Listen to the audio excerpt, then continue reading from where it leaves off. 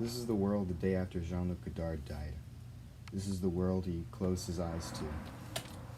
And that's kind of hard to believe because I constantly think of him as he was in the past.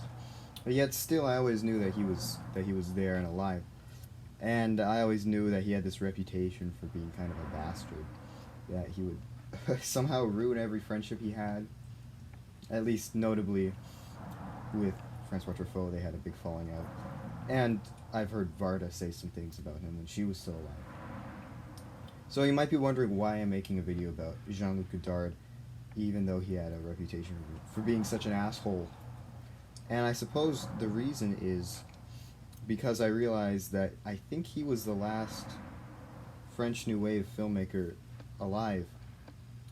And that makes his death very melancholic for me because the French New Wave is one of my favorite avenues of cinema.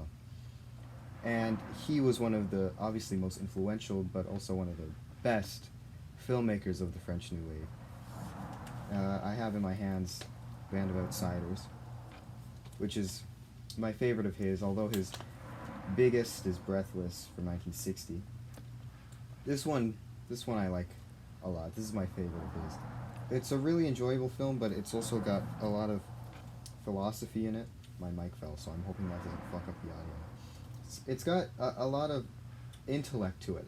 I don't know if philosophy is the right word. It doesn't have the philosophy of a Tarkovsky film, but it's got philosophy there. It's got a sort of intellect and almost like a sly winking at the many influences of Truffaut. It's well known for having many references to literary classics like Shakespeare, for example. And it gets stuck in all these asides, but it's so wonderful and always entertaining. And to me, this is peak Godard. I'm not a big fan of his political films. I think these are his best movies, but these early ones. But that's just my opinion. And it is a little sad to know that there's never going to be a brand new Godard film to go see, even though I don't think he'd made anything as recently.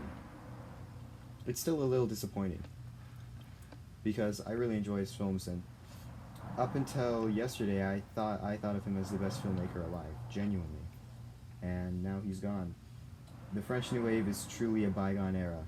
All those great minds are put to rest permanently. And at least we have those movies. Those movies are eternal.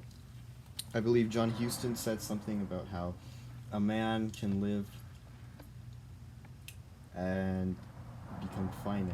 He will die eventually. But if he makes movies, those will last forever, and it's almost like he can live on through those movies. And that's true. And they say a picture is worth 1,000 words. Well, what would that make cinema? That would make cinema worth millions of words. So, farewell to Jean-Luc Godard and the other great filmmakers of the French New Wave.